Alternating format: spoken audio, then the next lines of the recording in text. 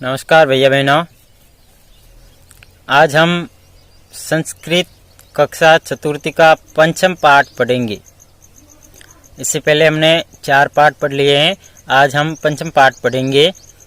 पंचम पाठ में संस्कृत के कुछ पद दिए हुए, उन पदों का हम अर्थ समझेंगे, उस पदों का हिंदी अनुवाद समझेंगे, इस पाठ के कुछ शब्दार्थ समझेंगे। तो चलिए इस पाठ की शुरुआत करते हैं। इस पाठ में पंचमी विभक्ति का प्रयोग हुआ है। पंचमी विभक्ति के का प्रयोग है, वो भी इस पाठ में हम सीखेंगे। तो चलिए इस पाठ में सबसे पहले इस पाठ के कुछ शब्दार्थ हैं, उन शब्दार्थों का अध्ययन कर लेते हैं इस पाठ के, ताकि इस पाठ के हमें कोई पद है उन पदों को समझने में आसानी रहे। इस पाठ के जो वाक्य है उन वाक्यों को समझने में आसानी रहे। तो चलिए शुरुआत करते हैं इस पाठ के शब्दार्थ की। तो भैया बहनों, पंचम पाठ के कुछ शब्दार्थ है, उन शब्दार्थों की ओर ध्यान करते हैं। चलिए सबसे पहला शब्दार्थ है, पहला शब्द है फलम। फलम का मतलब होता है फल। फिर उसके बाद में पतति। पतति का मतलब होता है गिरता है। आगे कुतः। कुतः यानी कहाँ से। आगच्छति। आगच्छति यानी आता है। पाषाणः। पाषाणः यानी पत्थर। और महिला। महिला का मतलब होता है औरत। घटी यानी घड़ी। उत्पीठिकायाः यानी मेज। और सिंह यानी शेर। गुहायाः यानी गुफा से। मसी। मसी का मतलब होता है स्याही। और नद्याः। नद्याः यानी नदी से। तो चलिए इस पाठ के ये कुछ शब्दार्थ है, इन शब्दार्थों को आपने समझ लिया है और इस शब्दार्थों को कॉपी में भी आप करेंगे। तो इससे आगे हम इस पाठ के कुछ पद है, उन पाठ के पदों को समझते हुए इसका अर्थ है वो अर्थ समझने का प्रयास करते हैं। तो भैया बहनों, इस पाठ का हम अनुवाद समझने का प्रयास करते हैं। फलम पतति। फलम का मतलब होता है फल और पतति यानी गिरता है, फल गिरता है। फलम वृक्षात पतति। फल पेड़ से गिरता है। फिर आगे प्रश्न पूछा है फलम कुतः पतति। फल कहाँ से गिरता है। तो फलम वृक्षात पतति। फल पेड़ से गिरता है। अगले कुछ पद दिए हुए यहाँ। छात्रः आगच्छति। छात्रः का मतलब होता है विद्यार्थी और आगच्छति का मतलब होता है आता है। तो विद्यार्थी आता है।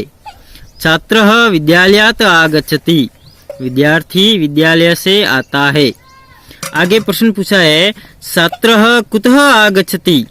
विद्यार्थी कहाँ से आता है।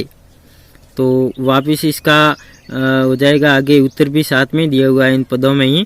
छात्रः विद्यालयात् आगच्छति। विद्यार्थी विद्यालय से आता है।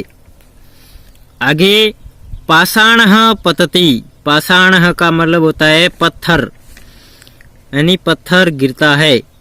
पाषाणः पर्वतात् पतति। पत्थर पर्वत से गिरता है। पाषाणः कुतः पतति। पत्थर कहाँ से गिरता है। पाषाणः पर्वतात् पतति। पत्थर पर्वत से गिरता है। आगे महिला आगच्छति। महिला का मतलब होता है औरत, तो औरत आती है। महिला मंदिरात् आगच्छति। औरत मंदिर से आती है। महिला कुतः आगच्छति। औरत कहाँ से आती है। महिला मंदिरात् आगच्छति। औरत मंदिर से आती है। यहाँ देखिए आप कुछ पद दिए हुए हैं, इनमें पंचमी विभक्ति का प्रयोग है। आप खुद यहाँ समझ सकते हैं, देख सकते हैं। वृक्षात, जैसे राम से बनता है रामात, वैसे ही वृक्ष से बना है वृक्षात। तो यहाँ पंचमी विभक्ति का प्रयोग है। फिर कुतः में भी पंचमी विभक्ति का प्रयोग है। विद्यालयातः, यहाँ भी पंचमी विभक्ति का प्रयोग है। आगे पर्वतातः, पर्वतात यहाँ पे भी पंचमी विभक्ति का प्रयोग है। और मंदिरात, यहाँ पे भी पंचमी विभक्ति का प्रयोग हुआ है। आगे लिखा हुआ है घटी पतति। घटी का मतलब होता है घड़ी और पत का मतलब होता है गिरना और पतति यानी गिरता है या गिरती है। तो घड़ी यहाँ स्त्रीलिंग शब्द हो गया, इसलिए घड़ी गिरती है। घटी उत्पीठिकायाः पतति। उत्पीठिकायाः का मतलब होता है मेज, इंग्लिश में बोलते हैं टेबल। तो घड़ी मेज से गिरती है। फिर आगे प्रश्न बन गया एक, घटी कुतः पतति। घड़ी कहाँ से गिरती है? तो इसका उत्तर हो जाएगा घटी उत्पीठिकायाः पतति। घड़ी मेज से गिरती है। आगे सिंह आगच्छति। सिंह का मतलब होता है शेर। आगच्छति यानी आता है, शेर आता है। सिंह गुहायाः आगच्छति। सिंह यानी शेर और गुहायाः का मतलब होता है गुफा। तो शेर गुफा से आता है। सिंह कुतः आगच्छति। शेर कहाँ से आता है? सिंह गुहायाः आगच्छति। शेर गुफा से आता है। आगे मसी पतति। मसी का मतलब होता है स्याही और पतति का मतलब होता है गिरता है या गिरती है। मसी लेखन्याः पतति। तो स्याही गिरती है और फिर मसी लेखन्याः पतति यानी स्याही लेखनी से गिरती है। लेखनी को कलम बोल सकते हैं, इंग्लिश में पेन बोलते हैं। तो स्याही लेखनी से गिरती है। मसी कुतः पतति। फिर प्रश्न बन गया आगे, स्याही कहाँ से गिरती है? मसी लेखन्याः पतति। स्याही लेखनी से गिरती है। आगे कुछ पद और दिए हुए हैं, इनको भी हम समझ लेते हैं, इनका अर्थ भी समझ लेते हैं। तो यहाँ दिया हुआ है भक्त आगच्छति। यहाँ देखिए भक्त आ रहा है। भक्त यानी भगवान का जो पुजारी होता है, पूजा करने वाला या भगवान में आस्था रखने वाला है, वो भक्त कहलाता है। तो ये भक्त आता है। भक्त आगच्छति का मतलब होता है भक्त आता है। भक्त नद्यः आगच्छति। भक्त नदी से आता है। नद्यः का मतलब नदी से आता है। भक्त कुतः आगच्छति। भक्त कहाँ से आता है? भक्त नद्यः आगच्छति। भक्त नदी से आता है। तो चलिए भैया बहनों, इस पाठ के जो भी पद है उन पदों को हमने एक बार पढ़ लिया है। इसका अनुवाद भी हमने एक बार समझ लिया है। तो आप भी इस पाठ के अनुवाद है वो समझेंगे। इस पूरे पाठ को और इस पाठ के शब्दार्थ और इस पाठ के प्रश्नोत्तर, उनका मैं अलग से PDF डाल दूंगा यहाँ से आप। और अंत में भी इस पाठ के कुछ प्रश्न उत्तर और शब्दार्थ मैं बता दूंगा। शब्दार्थ आपको यहाँ बता दिए हैं, लेकिन अभी इस पाठ के प्रश्नोत्तर भी मैं यहाँ बता दूंगा और PDF भी अलग से डाल दूंगा। तो आप वहाँ से और आसानी से समझ पाएंगे। लेकिन आप यहाँ से एक बार पूरा समझने के बाद में इसका अभ्यास जरूर करें।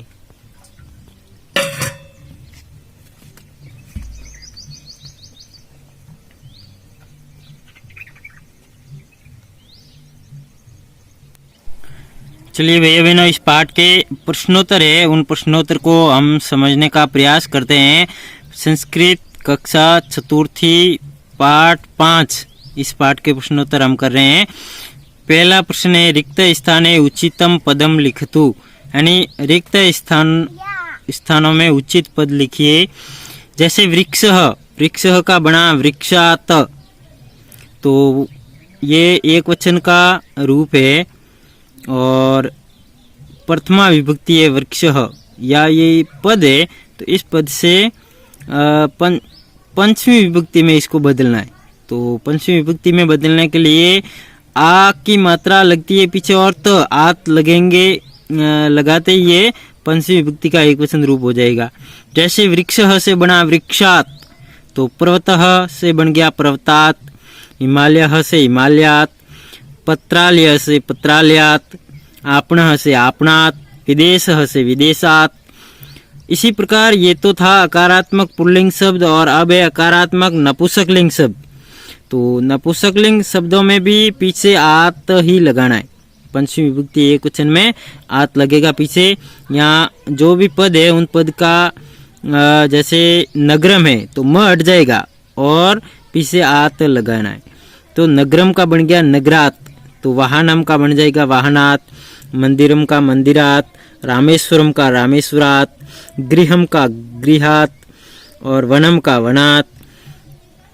ये था आकारात्मक नपुंसकलिंग शब्द। और अब है आकारात्मक स्त्रीलिंग शब्द।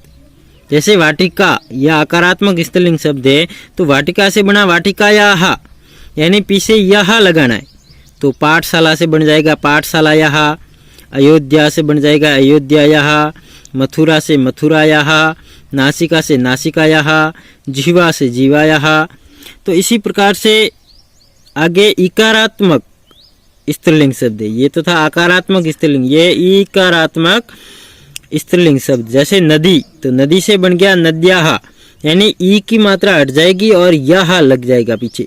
जैसे चालनी है तो ई की मात्रा हटाते ही न आधा रहेगा और पीछे यह लग जाएगा। तो चालनी से चालन्याः, लेखनी से लेखन्याः, काशी से काश्याः, उज्जैनी से उज्जैन्याः, जननी से जनन्याः।